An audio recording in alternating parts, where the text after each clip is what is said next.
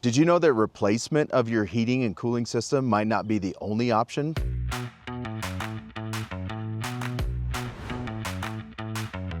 Here at WireNut, we've got some great options for you for a fraction of the price of replacing your entire heating and cooling system. One of those options for you is Aeroseal. Aeroseal is sealing the system from the inside out.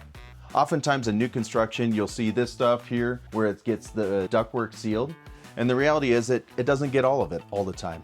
Even in new construction homes and 1-2-year-old homes, we find that there's a significant amount of loss. According to U.S. Department of Energy, 95% of homes have leaky ducts. And out of those homes, they have either 25 to 40% loss on average. I don't know if you're like me, but you're probably not going to be the lucky 5% that has perfect duct systems. So we can show you what we can do about that.